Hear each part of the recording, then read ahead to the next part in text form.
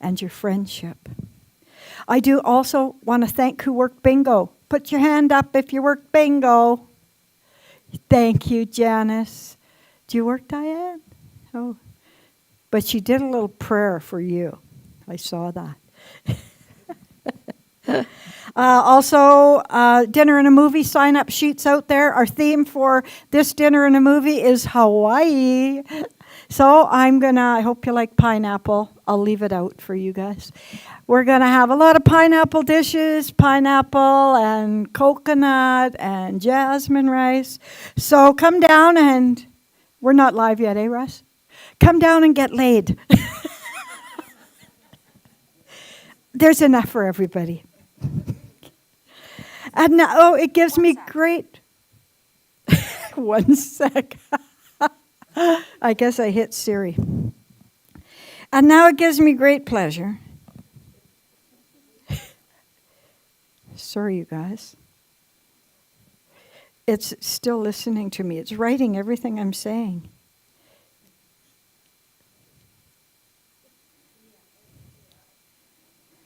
That's AI for you. Yeah. Okay. Go to the beginning. Ladies and gentlemen, it gives me great pleasure to introduce to you Reverend Joanne Faith, Peace and Love Boruck. Thank you, Reverend Joanne Faith, Peace and Love. Good morning. And happy divine masculine principle Father's Day. This is a day that we honor the balance of the masculine and the feminine in each of us. But today, we celebrate the masculine side and how to self-love and self-care for that. So please join me in an opening affirmative prayer that we call spiritual mind treatment. And if you choose, allow your eyes to gently flutter closed as you lower your head just ever so slightly and take the pressure off your spine. Take a few deep breaths, and with every exhale, drop into your heart a little more than before.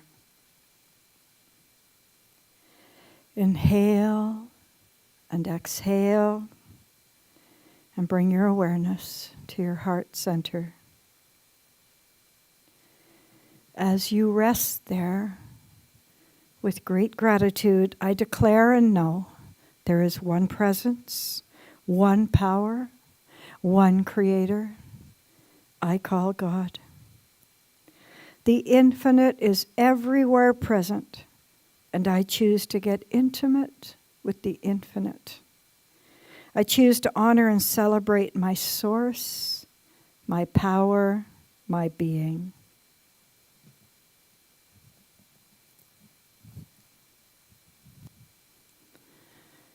Love is my source. Love is my power.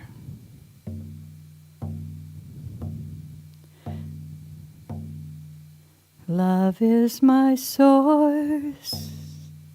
Love is my power. Love gives me everything I need. So I give thanks for all my blessings. Love gives me everything I need. This day and each day, I take the time to honor, respect, and appreciate peace and love. To honor, respect, and appreciate my body, mind, and spirit. I go into my heart and simply say, thank you for walking with me through this life. I express great gratitude in a way that is perfect for me as I practice self-care. With great thanksgiving, for this time that I get to be at the Center for Spiritual Living Red Deer, for the people who support this center, who support themselves, who support me. I am eternally grateful. I let it go and know it is already done in the mind of the One. And together we say, and so it is. Let us take a moment now to send thoughts of health and wellness to all who come into our hearts and minds. Those who have gone before and those who are still here, as we are all one.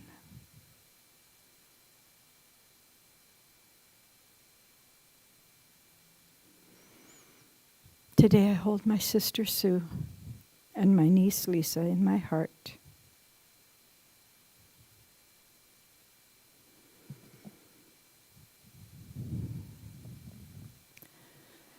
Thank you.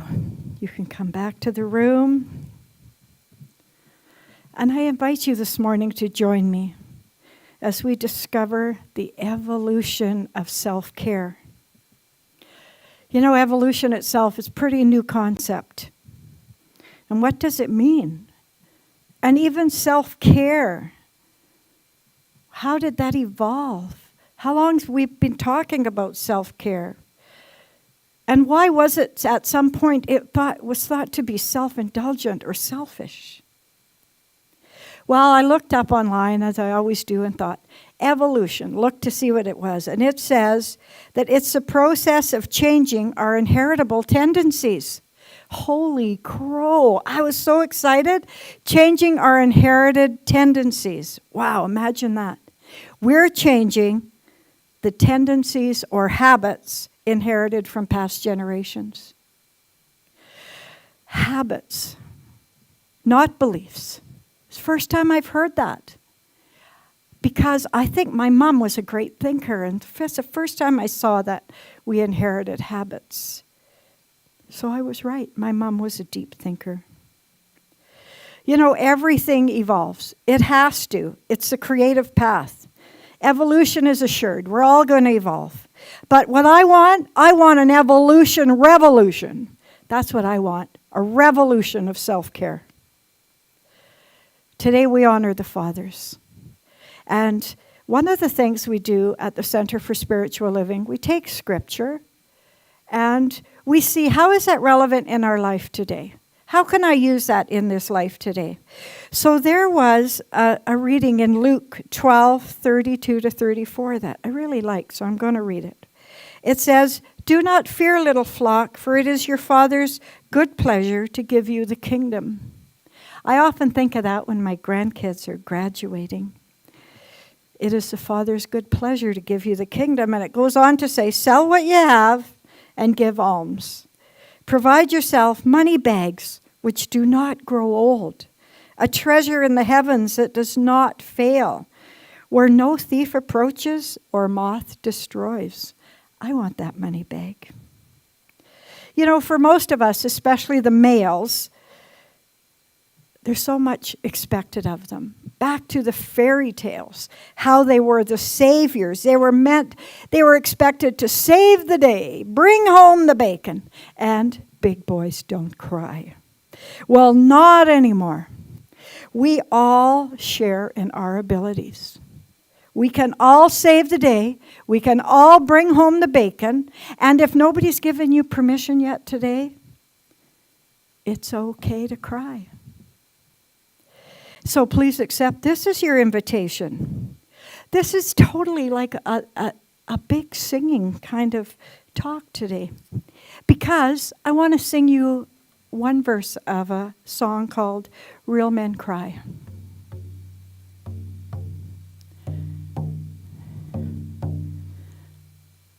I know that you've heard all your life, emotions make men weak.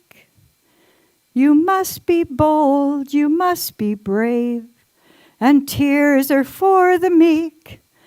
And so you've held it all inside, like you were taught to do.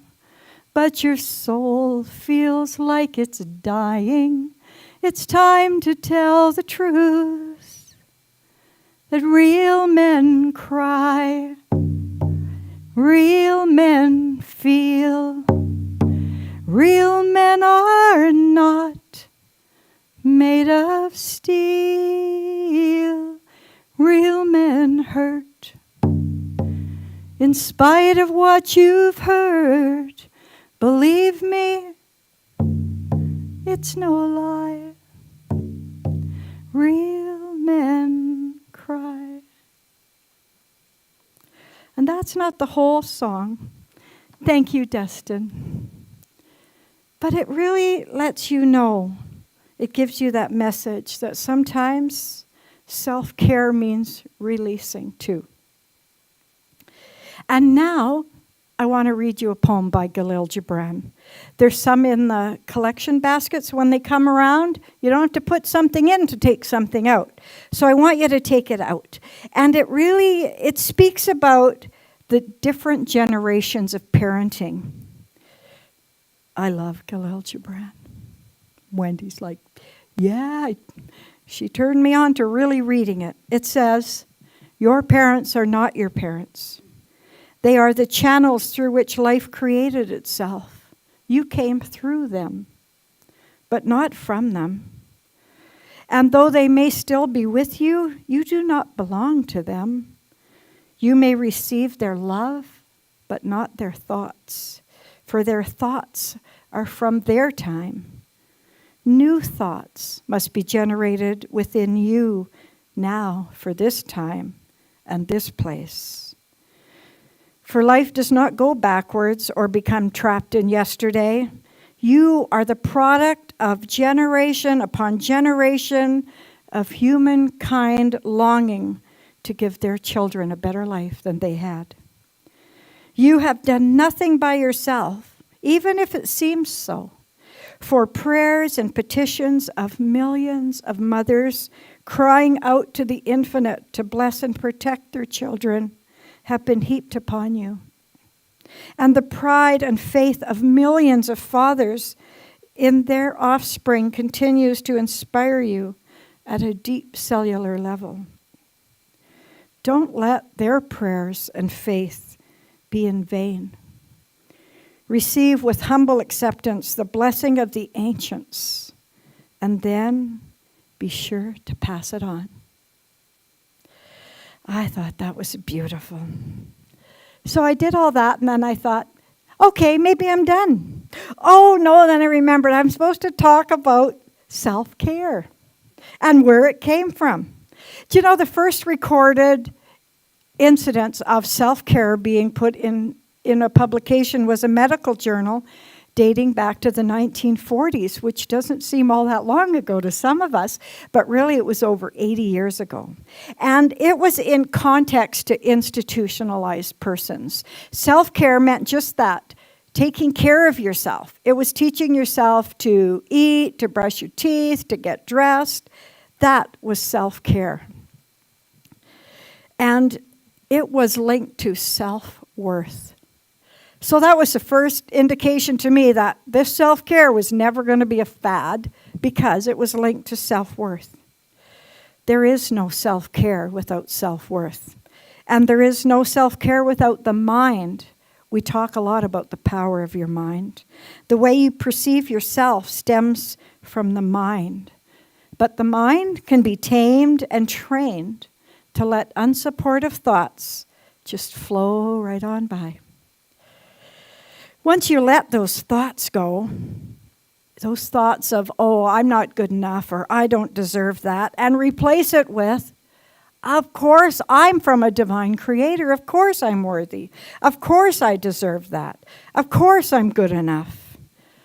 Once you can replace those thoughts, you're in for mind-blowing freedom. That freedom that frees you up to live the life you were meant to live. And Ernest Holmes, our founder, he states it really clearly in The Science of Mind. He says, man's first discovery was the ability to think, plan, and execute. We're the only species that can do that. Humans think, plan, and execute. And he goes on to say, I am perfect, no matter what my appearance may be. And even Ralph Waldo Emerson tells us, and I've seen it restated many ways. It says, to be yourself in a world constantly trying to make you something else is a great accomplishment. I've seen it said, be yourself, everyone else already taken. So that was in the 40s, that self-care and self-worth. And, and not coincidentally, when Ernest Holmes was really talking about the power of the mind to make you feel worthy. Then we move into the 1960s, where self-care became something else. It had a different focus. Self-care became part of community care. And it really was linked to activism, to equality, the Vietnam War and rights of the Black movement. So self-care became part of your community. And that's not unfamiliar to us, because we hear about that also in the Bible. In the book of Leviticus 19:18, it says, thou shalt love thy neighbor as thyself. And it's about the ethic of reciprocity, known as the golden rule or the golden commandment.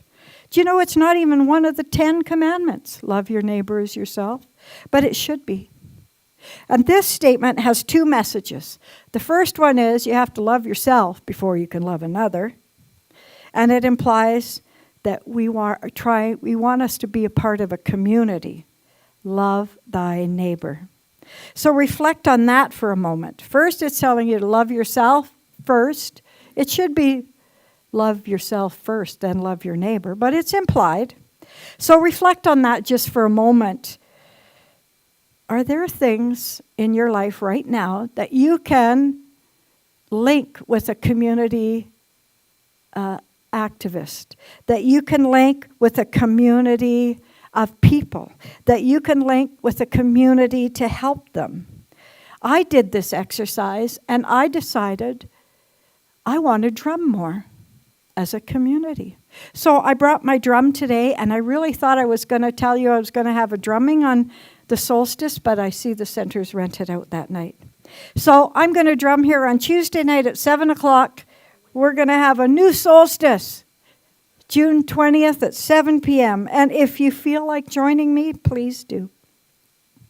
So those are two kinds of self-care that we didn't really know about. One of them was that it was linked to self-worth, and the other one was linked to community care and how you can merge those two, self-care and community care.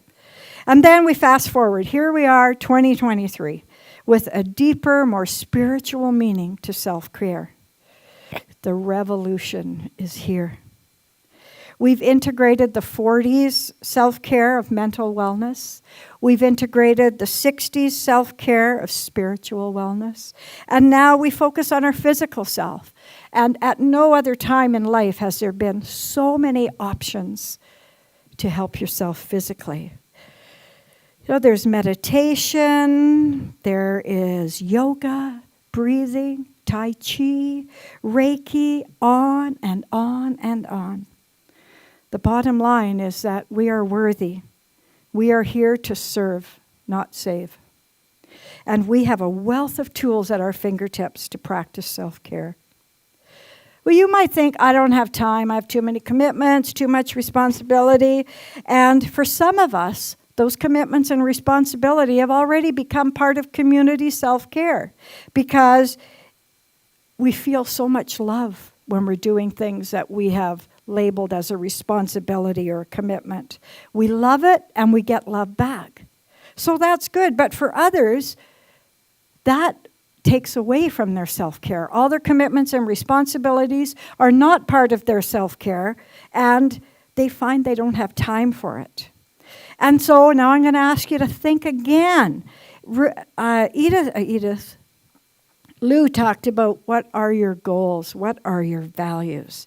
Are your values family and friends, your mental and physical well-being, your interest in hobbies, learning new skills, or if you can imagine, doing nothing? Yeah, doing nothing is a value. The term FOMO, you might have heard that. It got buried about 2015, fear of missing out.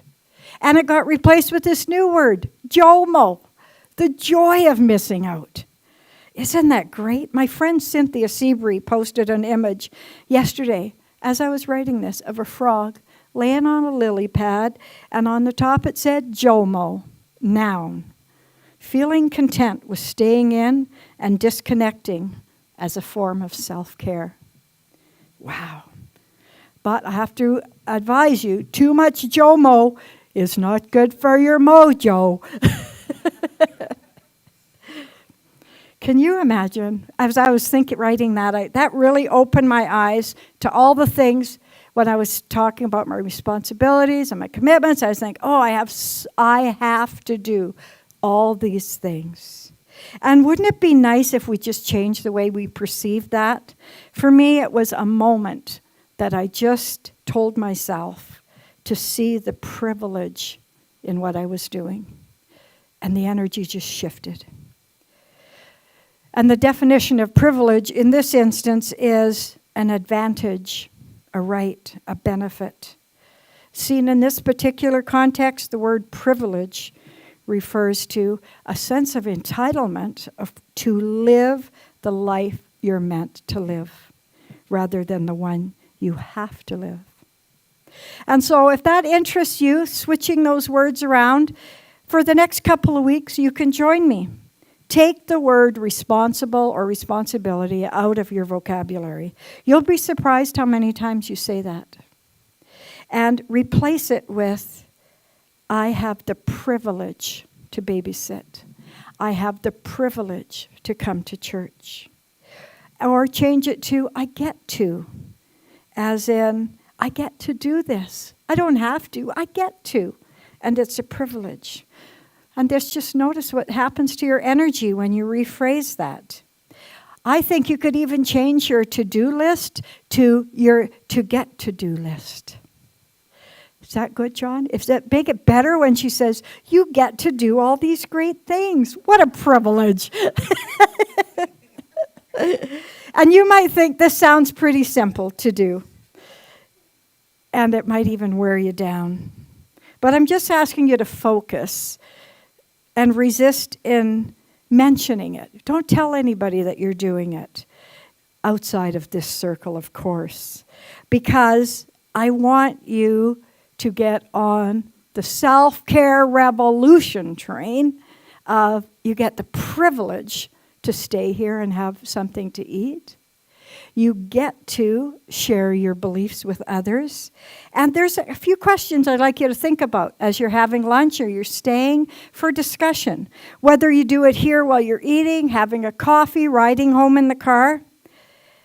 When I was talking about how our mind tells us we're not good enough, what daily practices could you use to tame and free your mind? And what spiritual techniques could you use to eliminate those unsupportive thoughts? And how can you handle setbacks when you're not taking care of yourself? I have a little note here. I didn't really want to mention it because I didn't like it when I read it. And there was a little spot somewhere when I was looking online for some self-care ideas that said, you know what the opposite of self-care is? Self-harm. I was like, get rid of that. But I have to tell you, because it really triggered me, you must need to hear it too. The opposite of self-care is self-harm. Whew, that makes me want to start taking care of myself. So I want you to ask each other those questions. What daily practices are you going to do to tame your mind and free it to live the life you were meant to live? What spiritual techniques are you going to use to block those unsupportive thoughts? I have responsibilities and commitments. And are you going to give yourself a break when you fall off the revolution train? There's another one coming right along. Just jump on it. So now I really do feel like I'm done. I feel like it's time for self-care in the form of nutrition and friendship. So as I close today, know with me that this day we honor fathers, uncles, cousins, brothers, brother-in-laws, friends, and all the masculine principle within each of us. We get the privilege to practice self-care in our own unique way. Please join me in affirming with me. I mindfully fill my cup up. I mindfully fill my cup up with the love of who I am. With the love of who I am. I didn't hear you. I mindfully fill my cup up. I mindfully fill my cup up with the love of who I am. In closing, I declare and know all the power and presence in the universe is at my fingertips. All the nurturing and self-care practices are available to me at all times. I am ready to receive. I let it go, and it returns to me complete and overflowing. We are one, and together we state, and so it is. Thank you. I am Reverend Joanne, faith, peace, and love, Boruck. And I wish you a week of bliss and self-care. Thank you.